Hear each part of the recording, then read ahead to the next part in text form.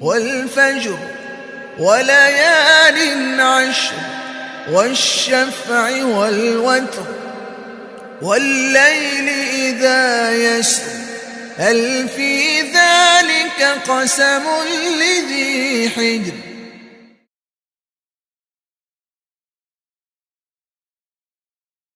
بسم اللہ الرحمن الرحیم الف لام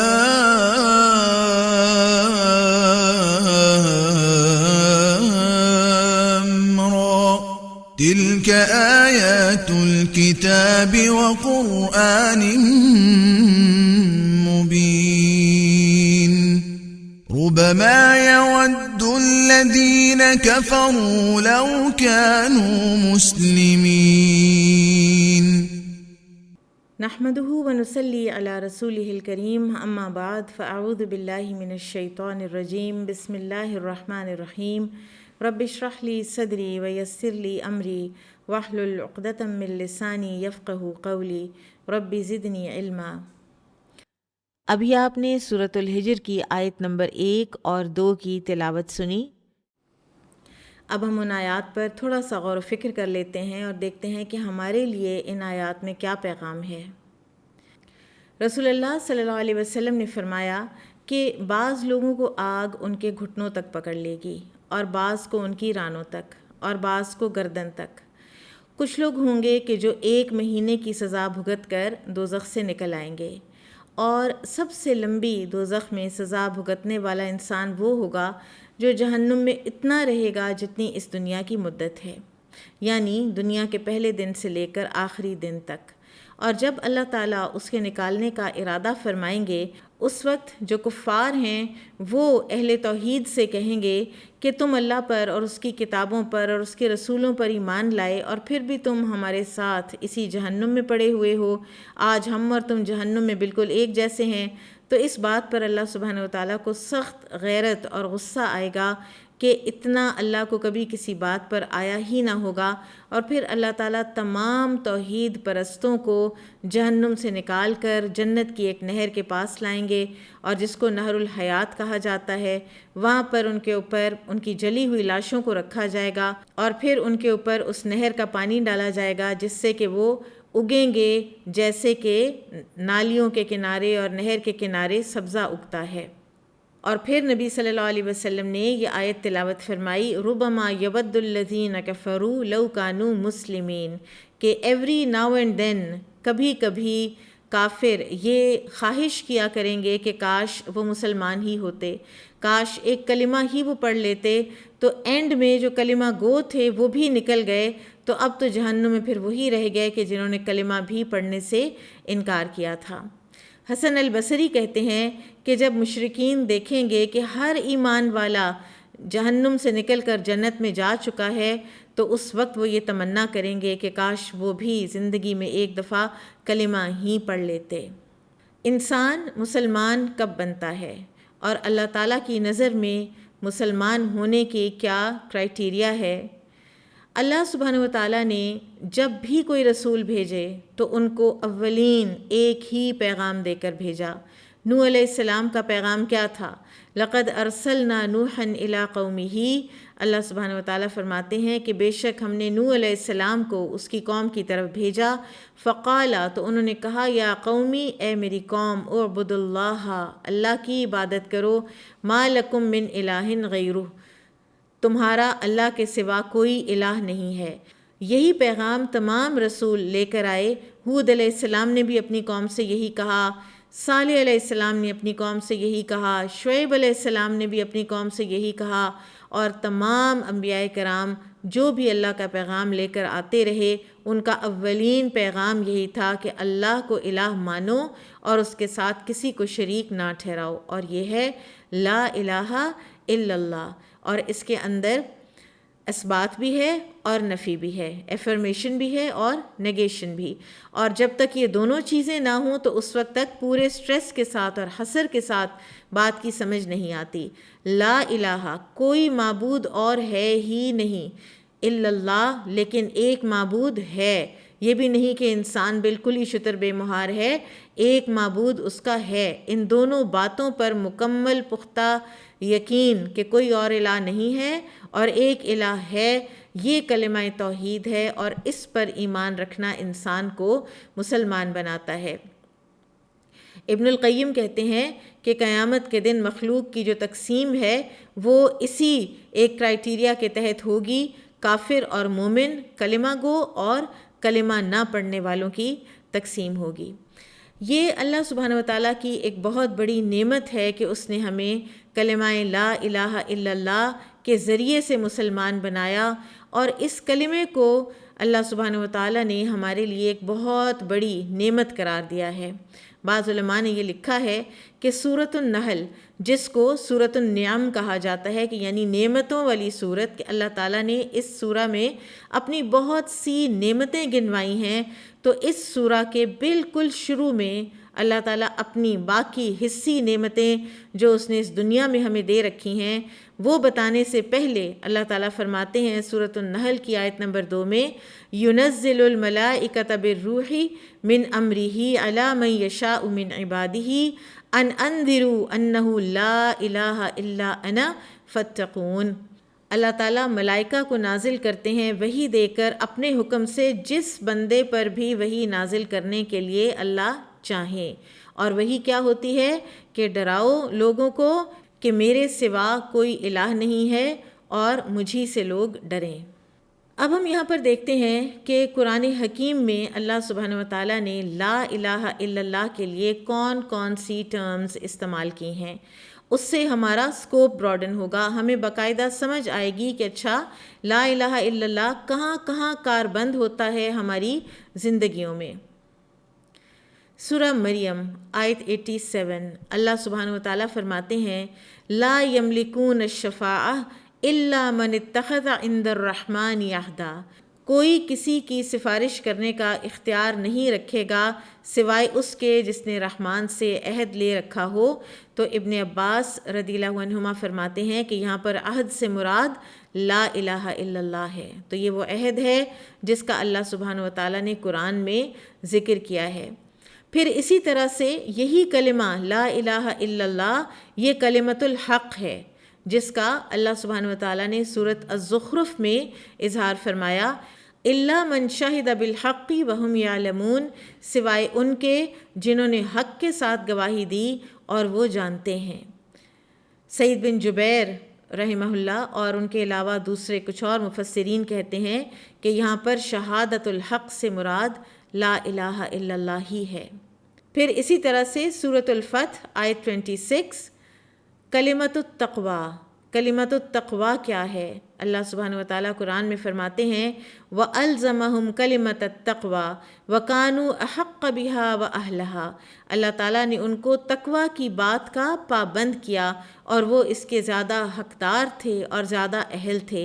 یہاں پر کلمۃ التقوی کے بارے میں مفسرین کہتے ہیں کہ مراد لا الہ الا اللہ ہے، اور یہی القول الثابت ہے۔ القول الثابت جس کا ذکر اللہ سبحانہ وتعالیٰ سورہ ابراہیم میں کرتے ہیں یثبت اللہ الذین آمنوا بالقول الثابت، اللہ سبحانہ وتعالیٰ ثابت قدم رکھتا ہے اہل ایمان کو قول ثابت کے ذریعے، فی الحیات الدنیا، اس دنیا کی زندگی میں بھی انسان ثابت قدم رہتے ہیں جب وہ کلمہ طیبہ لا الہ الا اللہ پر کاربند رہتے ہیں۔ ان کو پھر کسی اور کا ڈر خوف نہیں رہتا، نہ وہ کسی اور کے اوپر توکل کرتے ہیں، نہ وہ کسی اور کی طرف اپنی امیدیں وابستہ کرتے ہیں۔ وفی الآخرہ، اور آخرت میں بھی یہی کلمہ ان کو ثابت قدم رکھے گا۔ ابن عباس کہتے ہیں کہ یہاں پر القول الثابت سے مراد لا الہ الا اللہ ہے۔ اسی طرح سورہ ابراہیم ہی میں اللہ سبحانہ وتعالیٰ فرماتے ہیں الم تر کیف ضرب اللہ مثلا کلمۃ طیبۃ، کیا تو نے دیکھا نہیں کہ اللہ تعالیٰ کس طرح مثال بیان کرتے ہیں کلمہ طیبہ کی، کشجرۃ طیبۃ، جیسے ایک پاکیزہ درخت، اصلھا ثابت وفرعھا فی السماء، جس کی جڑیں مضبوط ہیں، مضبوطی سے گڑی ہوئی ہیں، اور جس کی شاخیں آسمان سے باتیں کر رہی ہیں۔ تو ابن عباس کہتے ہیں کہ یہاں پر الکلمۃ الطیبہ لا الہ الا اللہ ہے، اور الشجرۃ الطیبہ کون ہے؟ وہ مومن ہیں، جو کہ لا الہ الا اللہ پر کاربند رہتے ہیں ساری زندگی، تو وہ ایسے شجر طیبہ بنتے ہیں۔ آپ لا الہ الا اللہ کے ثمرات دیکھیے، فوائد دیکھیے کہ انسان جو اس کے اوپر ایمان رکھتا ہے پورے یقین اور اخلاص کے ساتھ، تو وہ ایک ایسا شجر طیبہ بنتا ہے کہ جو ہر آن فائدہ دیتا ہے، جو کبھی کسی موسم میں اس کے اوپر خزاں نہیں آتی۔ پھر اسی طرح سے یہ النجات بھی ہے، جیسا کہ اس مومن شخص نے جو کہ آل فرعون میں سے تھا، اس نے فرعون کے دربار میں تقریر کی تھی اور اس نے کہا تھا وَيَا قَوْمِ مَا لِي أَدْعُوكُمْ إِلَى النَّجَاةِ، اے میری قوم، یہ کیا میں دیکھ رہا ہوں کہ میں تو تمہیں نجات کی طرف بلاتا ہوں، سیلویشن کی طرف بلاتا ہوں، وَتَدْعُونَنِي إِلَى النَّارِ، اور تم مجھے بلاتے ہو آگ کی طرف۔ اور نجات یہاں پر لا الہ الا اللہ ہے۔ پھر اسی طرح سے لا الہ الا اللہ کلمۃ الاستقامہ بھی ہے، جیسا کہ سورہ فصلت میں اللہ سبحانہ وتعالیٰ فرماتے ہیں ان الذین قالوا ربنا اللہ ثم استقاموا، کہ وہ لوگ جنہوں نے کہا کہ ہمارا رب اللہ ہے، پھر وہ ڈٹ گئے اس بات کے اوپر، پھر انہوں نے ادھر ادھر نہیں دیکھا، اور یہ جو کہنا ہے ربنا اللہ، وہ کیا ہے؟ لا الہ الا اللہ، ہمارا اللہ کے سوا کوئی الہ نہیں ہے۔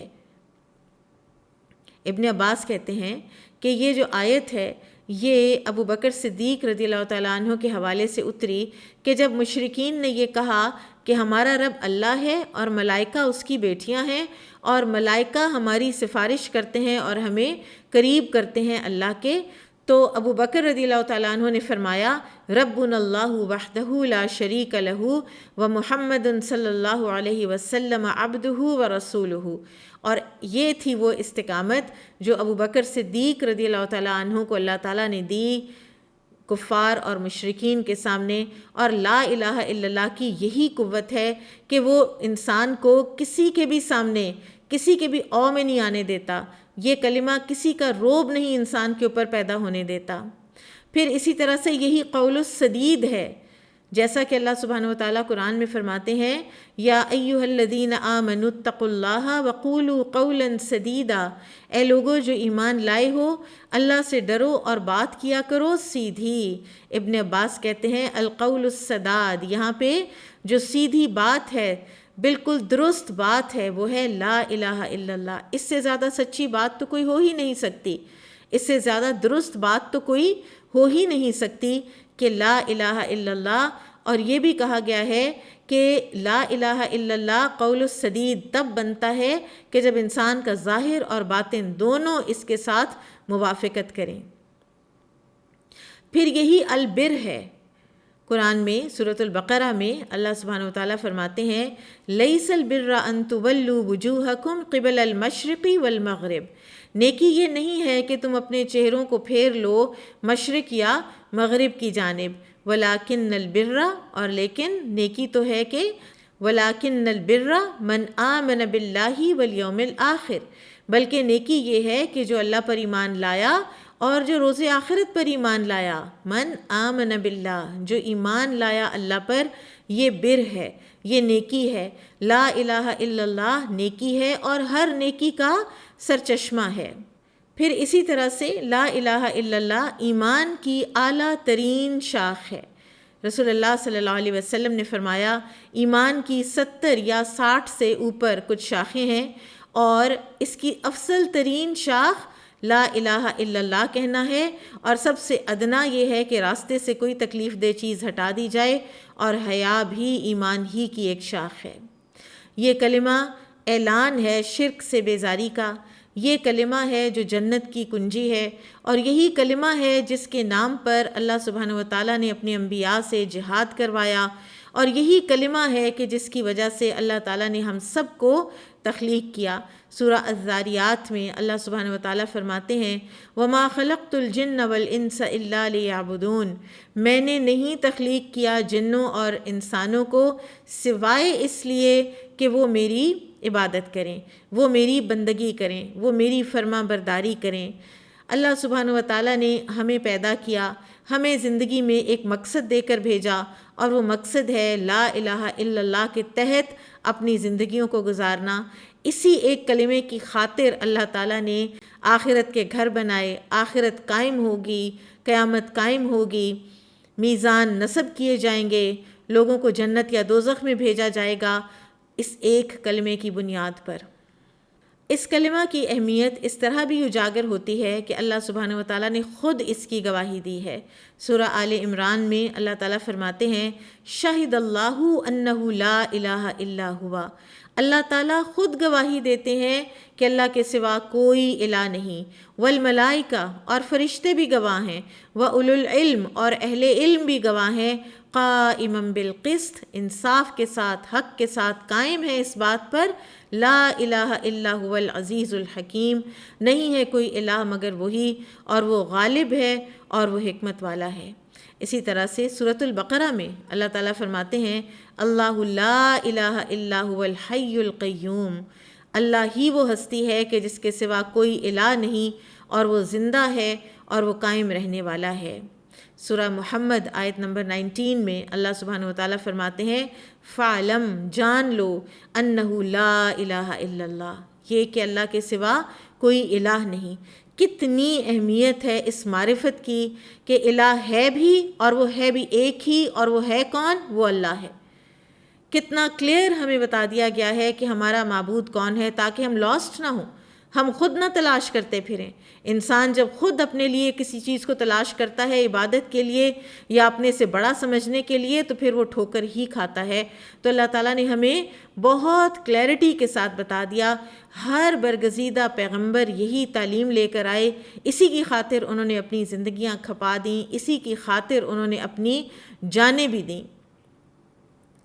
تو لہٰذا یہ ہمارے دین کا رکن اعظم ہے۔ پھر یہ ہے کہ اللہ تعالیٰ کے جتنے بھی صفاتی نام ہیں وہ بھی اللہ ہی کے لیے ہیں، یہ بھی لا الہ الا اللہ ہی کا ایک تقاضا ہے۔ آپ دیکھیے کہ سورۃ الحشر میں اللہ سبحانہ وتعالیٰ نے اپنے اسماء الحسنہ کے ساتھ 2 مرتبہ لا الہ الا اللہ کا تذکرہ کیا ہے۔ اللہ تعالیٰ فرماتے ہیں هو اللہ الذی لا الہ الا ہوا، پہلے تو یہ جان لو کہ اللہ کے سوا کوئی الہ نہیں ہے، پھر اس کے صفاتی نام عالم الغیب والشہادہ هو الرحمن الرحیم، وہ غیب اور حاضر کا جاننے والا ہے، وہ رحمان ہے، وہ رحیم ہے۔ هو اللہ الذی لا الہ الا ہوا، پھر سے وہی اللہ ہے کہ جس کے علاوہ کوئی الہ نہیں۔ الملک، وہ بادشاہ ہے۔ القدوس، انتہائی پاک ہے۔ السلام، سراسر سلامتی ہے۔ المؤمن، امن دینے والا ہے۔ المہیمن، نگہبان ہے۔ العزیز، غالب ہے۔ الجبار، قوت والا ہے۔ المتکبر، کبریائی والا ہے۔ سبحان اللہ عما یشرکون، پھر سے نگیشن کر دی گئی اس بات کی کہ اللہ تعالیٰ پاک ہے ہر اس شرک سے کہ جو لوگ اللہ تعالیٰ کے ساتھ کرتے ہیں۔ هو اللہ الخالق الباری المصور، اللہ تعالیٰ ہی خالق ہے، نئے سرے سے بھی وہی پیدا کرتا ہے، مصور بھی وہی ہے، ماں کے پیٹ میں بچے کی صورت گری بھی وہی کرتا ہے۔ لہ الاسماء الحسنی، وہ ہستی جو لا الہ الا اللہ ہے، وہی ہستی ہے کہ جس کے لیے یہ سارے اچھے نام ہیں۔ لہٰذا اللہ تعالیٰ کے صفاتی ناموں کو بھی کسی اور کے ساتھ ایٹریبیوٹ کرنا، خالق، مالک، رازق وہی ہے، دینے والا وہی ہے، لینے والا وہی ہے، زندہ کرنے والا وہی ہے، موت دینے والا وہی ہے، عزت، ذلت، فقر، غنا، ہر چیز اس کے ہاتھ میں ہے۔ تو لہٰذا اسی لیے یسبح لہ ما فی السماوات والارض، تسبیح کرتی ہے ہر چیز اسی کی جو آسمانوں میں ہے اور زمین میں، وہو العزیز الحکیم، اور وہ غالب ہے اور وہ حکمت والا ہے۔ تو لہٰذا اللہ سبحانہ وتعالیٰ کے سوا کسی اور کی طرف صفاتی نام بھی ایٹریبیوٹ کیے تو لا الہ الا اللہ کا جو اقرار ہے اور جو دعویٰ ہے وہ مشکوک ہو جاتا ہے، وہ ڈیمیج ہو جاتا ہے۔ اب اگر یہ کلمہ اتنا ہی اہم ہے تو پھر ہماری زندگی میں اس کے کیا ثمرات ہیں، ہمیں اس کا کیا فائدہ ہے؟ جیسا کہ ابھی پہلے بات ہوئی کہ ابن القیم نے فرمایا کہ قیامت کے دن مخلوق اسی کلمے کی بنیاد پر تقسیم ہوگی، کیونکہ پہلے ان سے سوال پوچھا جائے گا ماذا کنتم تعبدون، تم کس کی عبادت کرتے تھے، اور دوسرا ان سے سوال کیا جائے گا ماذا اجبتم المرسلین، تم نے رسولوں کو کیا جواب دیے تھے۔ اور یہی وہ جواب ہیں کہ جو انسان کو تقسیم کریں گے۔ اور ان سوالات کا کیا جواب ہے؟ پہلے سوال کا جواب ہے لا الہ الا اللہ، کس کی تم عبادت کرتے تھے؟ لا الہ الا اللہ۔ اور دوسرے سوال کا جواب ہے کہ محمد الرسول اللہ، اور یہ بھی لا الہ الا اللہ ہی کی ایک ایکسٹینشن ہے کہ ہم رسول صلی اللہ علیہ وسلم کی بات کا جواب تبھی دیں گے اگر ہمیں لا الہ الا اللہ پہلے ہمارے دل میں راسخ ہو جائے گا۔ سفیان بن عیینہ کہتے ہیں کہ اللہ سبحانہ و تعالیٰ نے اپنی معرفت لا الہ الا اللہ کے ذریعے کروا کر انسانوں پر اپنی سب سے بڑی نعمت تمام کی ہے، اور لا الہ الا اللہ اہل جنت کے لیے اتنی ہی بڑی نعمت ہے جیسے اہل دنیا کے لیے ٹھنڈا پانی ہوتا ہے۔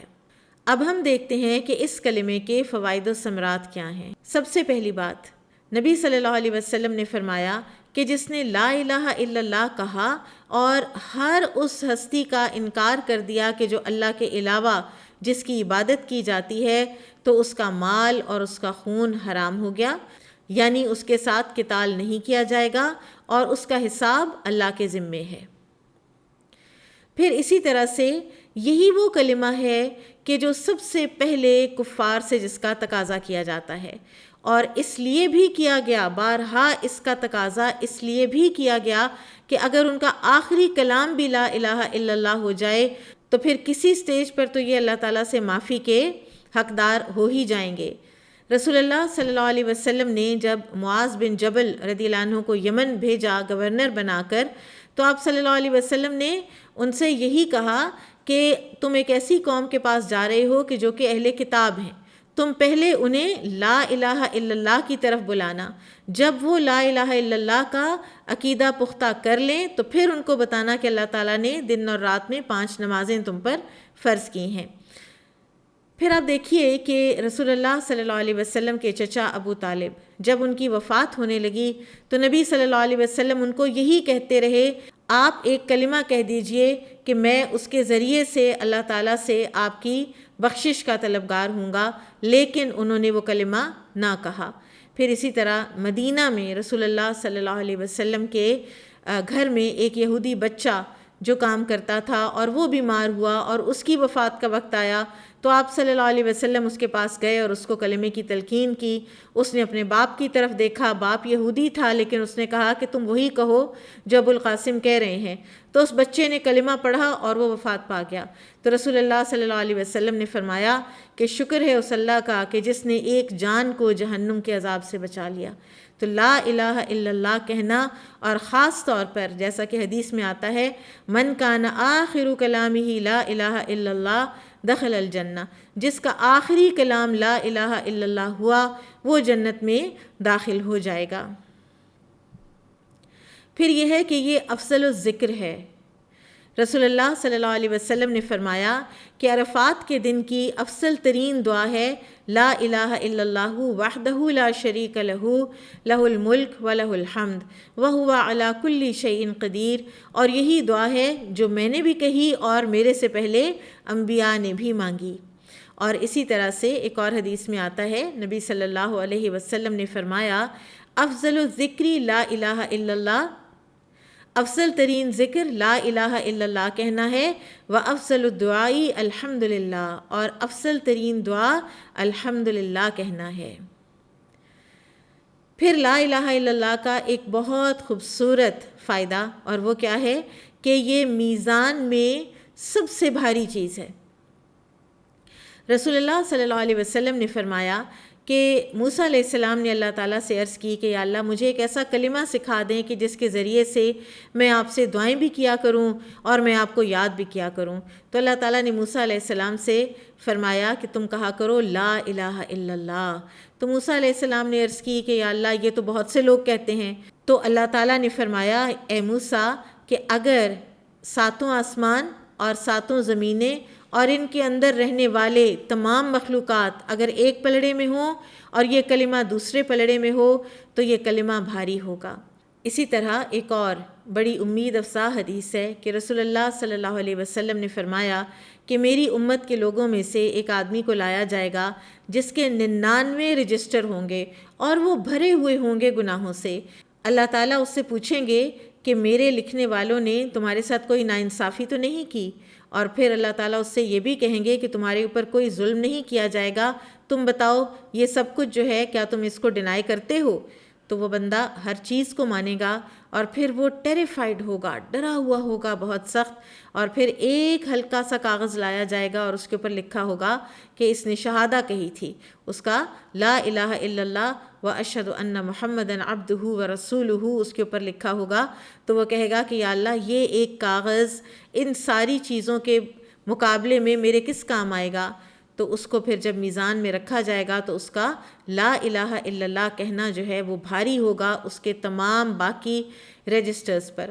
علماء نے اس حدیث کی اور اسی طرح کی دوسری احادیث کی تشریح میں یہ فرمایا ہے کہ یہ تب ہوگا کہ آدمی اپنے مرنے سے پہلے اپنے گناہوں کی توبہ کر چکا ہو، تو انشاءاللہ اگر اس کو پھر توفیق یا مہلت نہیں بھی ملی کسی نیک کام کی تو اللہ تعالیٰ اس کو معاف فرمائیں گے۔ پھر اسی طرح سے لا الہ الا اللہ کہنا جنت کی کنجی بھی ہے اور عذاب سے امان بھی ہے۔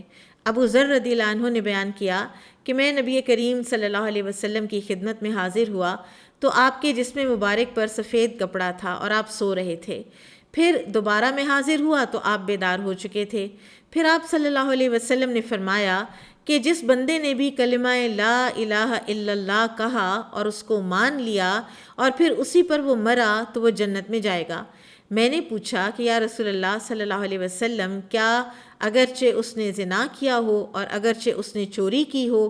تو آپ صلی اللہ علیہ وسلم نے فرمایا کہ چاہے اس نے زنا کیا چاہے اس نے چوری کی۔ یہ بات ابو ذر رضی اللہ عنہ فرماتے ہیں کہ میں نے بار بار 3 دفعہ پوچھی تو آپ صلی اللہ علیہ وسلم نے تینوں مرتبہ یہی جواب دیا، اور تیسری مرتبہ آپ صلی اللہ علیہ وسلم نے فرمایا کہ اگرچہ ابو ذر کی ناک خاک آلود ہو، یعنی اگرچہ ابو ذر کو یہ بات اچھی نہیں لگ رہی اس کے باوجود بھی اللہ تعالیٰ لا الہ الا اللہ کے بدلے میں انسانوں کو ضرور معاف کریں گے۔ پھر اسی طرح سے لا الہ الا اللہ کہنا نبی صلی اللہ علیہ وسلم کی شفاعت کا باعث بنے گا۔ ابو ہریرہ رضی اللہ عنہ فرماتے ہیں کہ میں نے عرض کی کہ یا رسول اللہ صلی اللہ علیہ وسلم قیامت کے دن آپ صلی اللہ علیہ وسلم کی شفاعت کا سب سے زیادہ حقدار کون ہوگا؟ تو یہ سعادت سب سے زیادہ کس کو حاصل ہوگی؟ تو رسول اللہ صلی اللہ علیہ وسلم نے فرمایا کہ ابو ہریرہ مجھے یقین تھا کہ یہ سوال تم سے پہلے اور کوئی نہیں کرے گا کیونکہ تمہیں حدیث کی بڑی حرص رہتی ہے۔ تو سنو، قیامت کے دن سب سے زیادہ میری شفاعت سے فیضیاب وہ شخص ہوگا جو سچے دل سے یا سچے جی سے کہے گا لا الہ الا اللہ۔ پھر یہ افضل الاعمال میں سے بھی ہے۔ رسول اللہ صلی اللہ علیہ وسلم نے فرمایا جو شخص دن بھر میں 100 مرتبہ یہ دعا پڑھ لیتا ہے لا الہ الا اللہ وحدہ لا شریک لہ لہ الملک ولہ الحمد وہو علی کل شیء قدیر، تو اسے 10 غلام آزاد کرنے کے برابر ثواب ملے گا، 100 نیکیاں اس کے نامہ اعمال میں لکھ لی جائیں گی اور 100 برائیاں اس کی مٹا دی جائیں گی، اور اس روز دن بھر یہ دعا شیطان سے اس کی حفاظت کرتی رہے گی یہاں تک کہ شام ہو جائے، اور کوئی شخص اس سے بہتر عمل نہیں لے کر آئے گا مگر وہ جو اس سے بھی زیادہ پڑھ کر لائے۔ پھر یہی کلمہ انسان کی مغفرت کا اور اس کے درجات کی بلندی کا بھی باعث بنتا ہے، اور خاص طور پر ان اوقات میں پڑھا جائے جب باقی لوگ اس سے غافل ہوں۔ عمر رضی اللہ تعالیٰ عنہ فرماتے ہیں کہ رسول اللہ صلی اللہ علیہ وسلم نے فرمایا کہ جو کوئی بازار میں داخل ہوا اور اس نے کہا لا الہ الا اللہ وحدہ لا شریک لہ لہ الملک ولہ الحمد یحیی و یمیت وہو حی لا یموت بیدہ الخیر وہو علی کل شیء قدیر، تو اللہ تعالیٰ اس کے لیے 1,00,000 نیکیاں لکھتے ہیں، 1,00,000 برائیاں اس کی مٹا دیتے ہیں اور 1,00,000 درجے اس کے بلند کرتے ہیں۔ ایک اور حدیث میں آتا ہے کہ نبی صلی اللہ علیہ وسلم نے فرمایا کہ اس زمین پر جو کوئی بھی کہتا ہے لا الہ الا اللہ واللہ اکبر ولا حول ولا قوت الا باللہ، تو اس کی خطائیں معاف ہوتی ہیں چاہے وہ سمندر پر اٹھنے والی جھاگ کے برابر ہی کیوں نہ ہوں۔ پھر اسی طرح سے لا الہ الا اللہ انسانوں کو جہنم کی آگ سے نکلوانے کے لیے بھی کارگر ثابت ہوگا، چاہے انسان اتنا گناہگار ہو کہ ایک دفعہ جہنم میں چلا بھی گیا تو۔ رسول اللہ صلی اللہ علیہ وسلم نے فرمایا، جس شخص نے لا الہ الا اللہ کہا اور اس کے دل میں جو برابر ایمان تھا تو وہ ایک نہ ایک دن دوزخ سے ضرور نکل آئے گا، اور دوزخ سے وہ شخص بھی ضرور نکل آئے گا جس نے کلمہ پڑھا اور اس کے دل میں گیہوں کے دانے کے برابر خیر تھی، اور دوزخ سے وہ بھی نکل آئے گا جس نے کلمہ پڑھا اور اس کے دل میں ایک ذرہ برابر ایمان تھا۔ آپ دیکھیے کہ کلمہ کی پھر طاقت کتنی ہے، یہ پل آؤٹ کر لے گا جہنم کی گہرائیوں میں سے ان انسانوں کو جنہوں نے ایک دفعہ بھی سچے دل سے اس کو پڑھا ہوگا، اور یہ وہ دن ہوگا کہ جس دن یہ زمین اپنے سارے خزانے اگل چکی ہوگی، ہیپس لگے ہوئے ہوں گے، پائلز لگے ہوئے ہوں گے، ہیروں کے، تیل کے، سونے کے، وہ چیزیں جن پر آج دنیا لڑتی ہے، وہ ہر چیز اگلی پڑی ہوگی اور کوئی اس کی طرف دیکھے گا بھی نہیں، اور ان کا ایک ذرہ برابر، ایک ایٹم برابر بھی اس کا وزن نہیں ہوگا۔ اگر وزن ہوگا تو وہ اس کلمہ طیبہ کا ہوگا۔ اسی طرح سے معاذ بن جبل رضی اللہ عنہ فرماتے ہیں کہ میں نبی صلی اللہ علیہ وسلم کے پیچھے سوار تھا تو آپ نے 3 دفعہ مجھے کہا یا معاذ، تو میں نے عرض کی لبیک یا رسول اللہ وسعدیک، تو آپ صلی اللہ علیہ وسلم نے تیسری مرتبہ فرمایا کہ اے معاذ، کیا تجھے پتہ ہے کہ اللہ کا بندوں پر کیا حق ہے؟ تو میں نے کہا کہ اللہ اور اس کا رسول ہی بہتر جانتے ہیں۔ تو آپ صلی اللہ علیہ وسلم نے فرمایا کہ اللہ کا بندوں پر یہ حق ہے کہ وہ اس کے ساتھ کسی کو شریک نہ ٹھہرائیں، اور کیا تم جانتے ہو کہ اگر وہ اللہ کے ساتھ کسی کو شریک نہیں ٹھہراتے تو پھر بندوں کا اللہ پر کیا حق ہوتا ہے؟ میں نے کہا کہ اللہ اور اس کا رسول ہی بہتر جانتے ہیں۔ تو آپ صلی اللہ علیہ وسلم نے فرمایا کہ پھر بندوں کا اللہ پر یہ حق ہے کہ وہ ان کو عذاب نہیں دے گا، کہ وہ ان کو بخش دے گا۔ اسی طرح سے یہ کلمہ انسان کو کرب عظیم سے نجات دیتا ہے، جیسا کہ یونس علیہ السلام کرب عظیم میں مبتلا تھے، مچھلی کے پیٹ میں تھے، تو انہوں نے ان اندھیروں میں کیا پکارا تھا؟ لا الہ الا انت سبحانک انی کنت من الظالمین، اور اللہ تعالیٰ نے ان کی دعا قبول کی اور اللہ تعالیٰ نے ان سے ان کے اس کرب کو دور کیا۔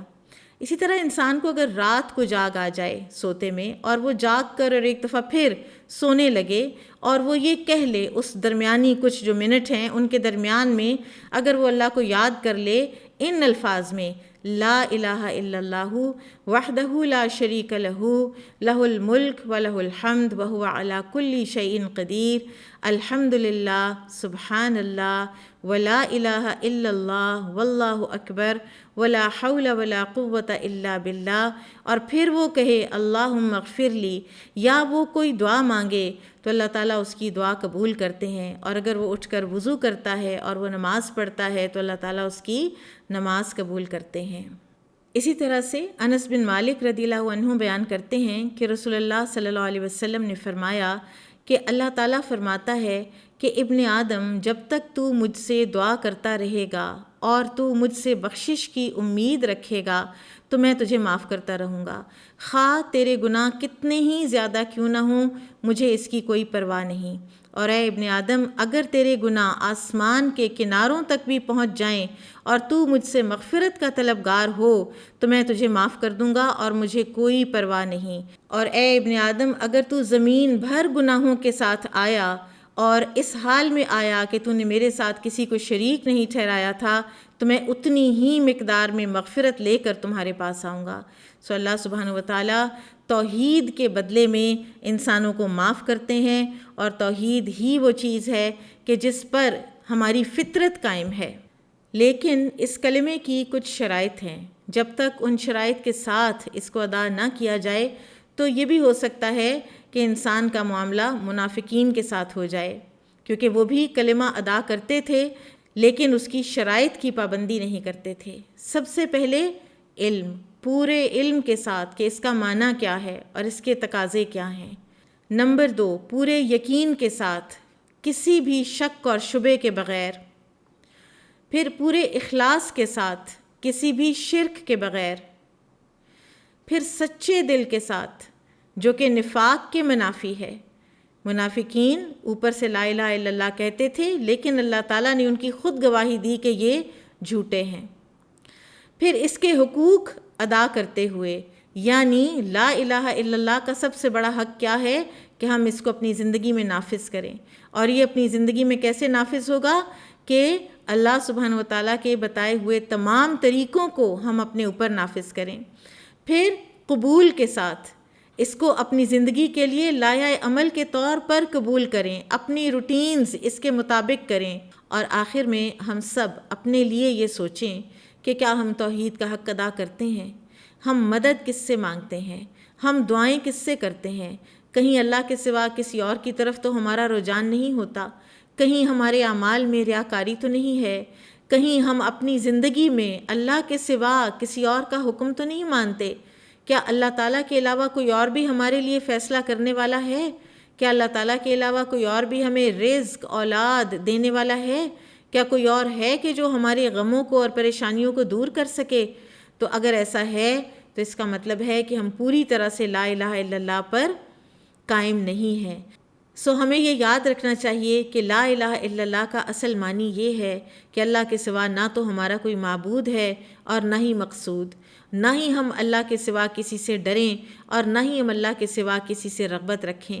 ہماری ساری عبادتیں، ہماری ساری قربانیاں، ہماری زندگی، ہماری موت، سب کچھ اللہ سبحانہ وتعالیٰ کے لیے ہو. یہی لا الہ الا اللہ کا پیغام ہے. قل ان صلاتی و نسکی و محیای و مماتی للہ رب العالمین وبذالک امرت وانا اول المسلمین.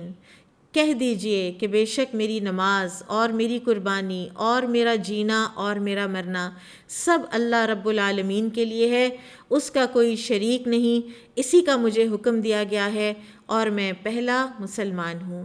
ہم اللہ تعالیٰ سے سوال کرتے ہیں کہ اللہ تعالیٰ ہمیں توحید خالص پر جمنے کی توفیق عطا فرمائے. اور اب العمل بالآیات، اللہ سبحانہ وتعالیٰ کا شکر ادا کریں کہ اللہ تعالیٰ نے ہمیں اسلام کی ہدایت دی، ہمیں مسلمان بنایا. اور اللہ تعالیٰ سے یہ دعا کریں کہ ہمیں ثابت قدم رکھے اس دن تک جس دن ہماری اللہ سے ملاقات ہونی ہے. بارک اللہ فیکم. سبحانک اللہم و بحمدک اشہد ان لا الہ الا انت استغفرک و اتوب الیک. السلام علیکم ورحمۃ اللہ وبرکاتہ. نور في الظلمات أنسي في خلواتي يا سعدي وهنائي القرآن حياتي. نور ملأ القلب ففاض بحب كتاب الله أشرق دربي بالقرآن فشكرا يا رباه شكرا يا رباه. عتم الليل المظلم يروي ظمأ الروح يجعلنا من أهل الله يطيب به المجروح.